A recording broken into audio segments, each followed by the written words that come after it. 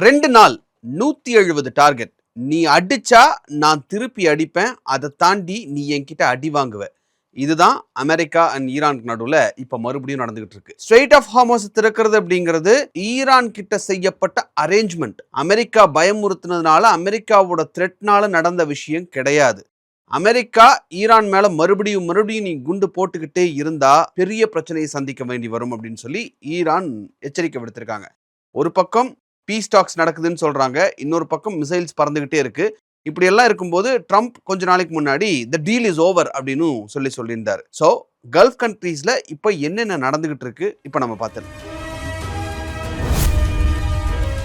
வணக்கம் நேர்களே. ட்ரம்ப் 2 நாளைக்கு முன்னாடி தி டீல் இஸ் ஓவர் அப்படின்னு வேற சொல்லியிருந்தார். ஸோ இப்ப அந்த இடத்துல ஈரான் அண்ட் யூஎஸ் உடைய ப்ராப்ளம் எந்த லெவல்ல இருக்கு I'll explain you. ஈரான் ஆக்சுவலா கல்ஃப் கண்ட்ரி மேல 3 இடங்கள்ல தாக்குதல் நடத்திட்டாங்க. மிடில் ஈஸ்ட்ல மறுபடியும் வார் வரப்போகுதா இல்ல அந்த நடந்துட்டு இருந்த வார் மறுபடியும் கண்டினியூ ஆகுதா அப்படின்ற கேள்வி மறுபடியும் ஒரு கேள்வியாவே எழுந்து நிக்குது. வெட்னஸ்டே நைட் என்ன நடந்தது அப்படின்னா அதை யுஎஸ் சென்ட்ரல் கமாண்ட் சொல்லியிருக்காங்க. சென்ட்காம் அப்படின்னு சொல்லுவாங்க. ஈரானுடைய சதர்ன் பார்ட்ல 80 மிலிட்டரி டார்கெட்ஸை நாங்க அட்டாக் பண்ணோம் அப்படின்னு சொல்லியிருக்காங்க. அடுத்த நாளே தேர்ஸ்டே மார்னிங் இன்னும் பெரிய தாக்குதல், ஒரு 90 டார்கெட்ஸை இந்த டைம் டெஹ்ரான் உட்பட, தலைநகர் டெஹ்ரான் உட்பட அந்த அட்டாக் நடந்திருக்கு அப்படின்னு சொல்லியிருக்காங்க. அதுக்கு முந்தின நாள் நைட்டு தான் ஈரான் ஷிப்ஸ் அட்டாக் பண்ணினதாகவும் ஒரு தகவல் வந்தது.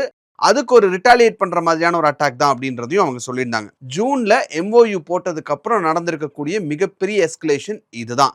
இதுல குறைஞ்சது ஒரு 14 பேர் இறந்திருக்கிறதாகவும் 78 பேர் காயமடைஞ்சிருக்கிறதாகவும் சென்ட்காமே சொல்லியிருக்காங்க. ஸோ மிலிட்ரி டார்கெட்ஸ் மட்டும்தான் அவங்க அட்டாக் பண்றோம் அப்படின்னு சொன்னாலுமே ஈரானியன் மீடியாஸ் எல்லாம் என்ன சொல்றாங்கன்னா சிவிலியன் இன்ஃப்ராஸ்ட்ரக்சரும் தாக்கப்பட்டிருக்கு, ஹாஸ்பிட்டல்ஸ் கூட தாக்கப்பட்டிருக்குன்னு ரிப்போர்ட்ஸ் எல்லாம் வந்துட்டு இருக்கு. ஆன் த அதர் சைட் இன்னொரு விஷயம் நம்ம முக்கியமா கவனிக்க வேண்டியது, அயத்துல்லா கமேனியோட பாடி மஷாத் அப்படின்ற இடத்துல அடக்கம் பண்ணியிருக்காங்க. இப்போ 2-3 நாளைக்கு முன்னாடி அந்த அடக்கம் பண்ண வேண்டிய சிச்சுவேஷன் இருந்ததுல, அந்த மஷாதுக்கு போகக்கூடிய ரூட்ல 2 பிரிட்ஜ் இருக்கு. அந்த 2 பிரிட்ஜையும் அமெரிக்கா அட்டாக் பண்ணிட்டாங்க அப்படின்றதும் வந்தது. டெஹ்ரான் டு மஷாத் ட்ரெயின் சர்வீசஸும் நிறுத்தி வச்சிருந்தாங்க ஈரான்ல. சோ எவ்வளவுதான் அமைதியா போகணும்னு நாங்க நினைச்சாலும் அமெரிக்கா எங்களை விட மாட்டேங்குது. ஃபியூனரல் நேரத்துல கூட அமெரிக்கா எங்களை இப்படிதான் பண்ணுவாங்களா அப்படின்னு ஈரான் ஆக்சுவலா ஒரு பாயிலிங் பாயிண்ட்டுக்கு வந்துட்டாங்க.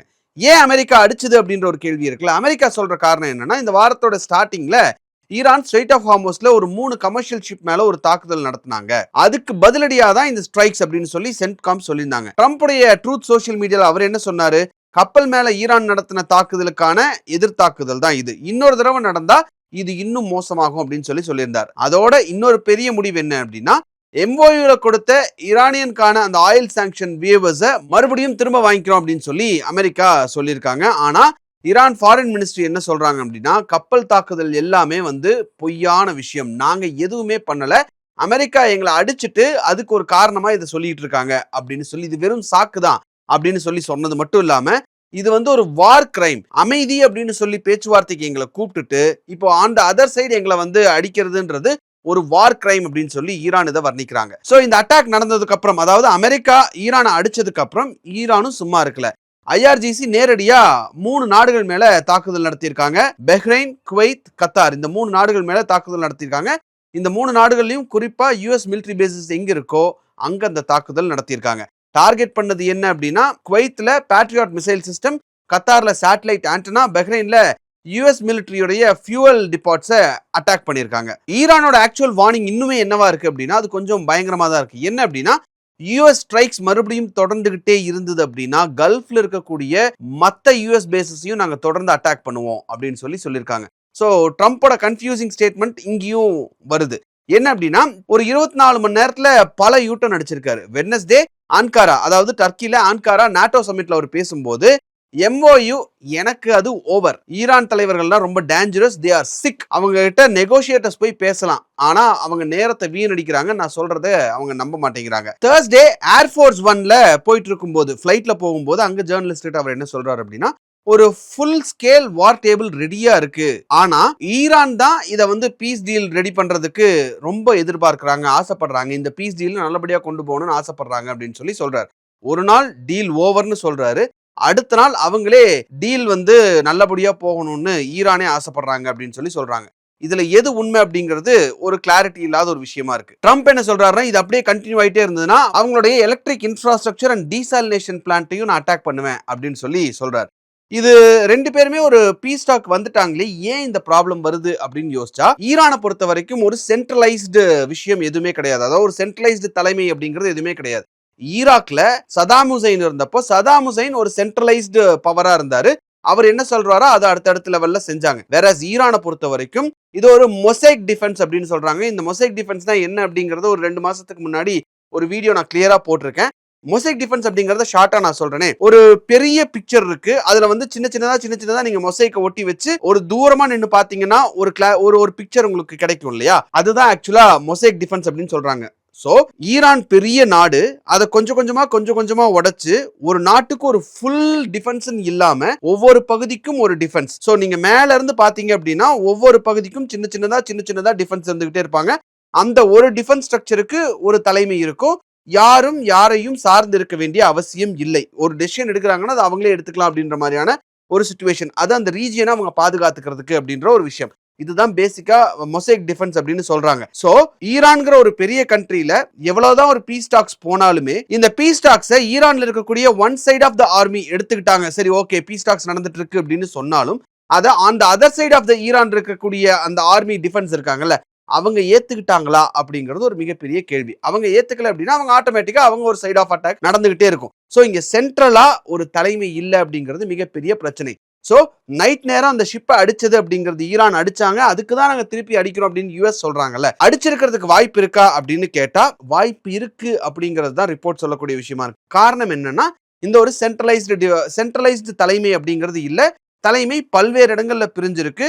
ஒரு தலைமை ஓகே அப்படின்னு எடுத்துக்கிட்டாலும் இன்னொரு தலைமை ஓகே எடுத்துக்கல அப்படின்னா ஆட்டோமேட்டிக்கா அந்த அட்டாக்ஸ் அப்படிங்கிறது தொடர்ந்து நடந்துகிட்டே இருக்கு. அவங்களை யாராலையும் கண்ட்ரோலும் பண்ண முடியல அப்படிங்கிறது தான் இப்ப ஈரானுடைய சிச்சுவேஷனா இருக்கு. சோ இப்ப இதோட கோர் இஷ்யூக்கு வந்தோம் அப்படின்னா, MOU இப்ப ரீசெண்டா சைன் ஆச்சு. 60 நாள் பீஸ் டாக்ஸ் நடக்கும்னு சொன்னாங்க. August 21 actual deadline.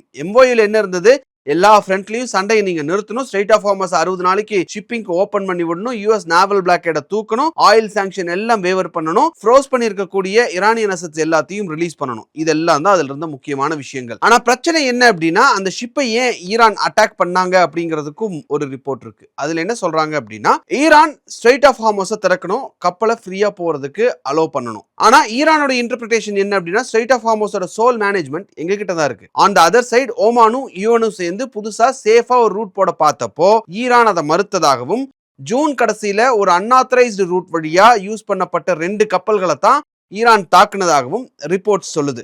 அதுக்கு US ஸ்ட்ரைக்ஸ் நடத்தியிருக்காங்க. அதுக்கு தான் ஈரான் திரும்பவும் பதிலடி கொடுத்திருக்காங்க.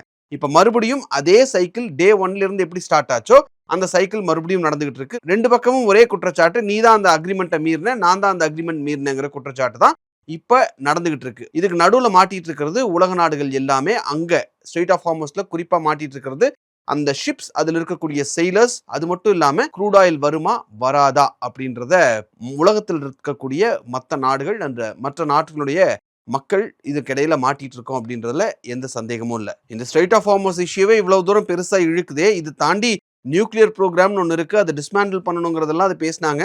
இனி அதெல்லாம் என்னென்ன மாதிரி ப்ராப்ளம்ஸை கொண்டு வரும் அப்படிங்கிறது தெரியல. ஆகஸ்ட் 21க்குள்ள இதெல்லாம் சால்வ் ஆகுமா அப்படின்ற ஒரு கேள்வி இப்ப நடந்துட்டு இருக்கக்கூடிய விஷயங்களை வச்சு யோசிச்சு பார்த்தா நமக்கே ஒரு பதில் கிடைக்கும். இப்படி அடிச்சுக்கிட்டு இருந்தாங்கன்னா எப்படி இதுக்கு ஒரு பதில் கிடைக்கும் அப்படிங்கிறது தான் அந்த பதிலாவே எல்லாருக்குமே இருக்கும் அப்படின்றத நானும் நம்புறேன். சோ இந்த விஷயத்துல ஆகஸ்ட் 21க்குள்ள ஒரு முடிவு எட்டப்படும் நீங்க நினைக்கிறீங்களா? அப்படி நினைச்சீங்க அப்படின்னா ஏன் அப்படின்றத கமெண்ட்ல சொல்லுங்க. இந்த வீடியோ உங்களுக்கு இன்ஃபர்மேட்டிவா இருக்குன்னு நீங்க நினைச்சீங்கன்னா இந்த வீடியோவை ஸ்கூல் ஸ்டூடெண்ட்ஸ் அண்ட் காலேஜ் ஸ்டூடெண்ட்ஸ்க்கு அனுப்புங்க. Let them know what is happening in the world. And இந்த வீடியோ உங்களுக்கு பிடிச்சிருந்தா இந்த வீடியோவை லைக் பண்ணுங்க, ஷேர் பண்ணுங்க, கமெண்ட் பண்ணுங்க, சப்ஸ்கிரைப் பண்ணுங்க. தேங்க்யூ.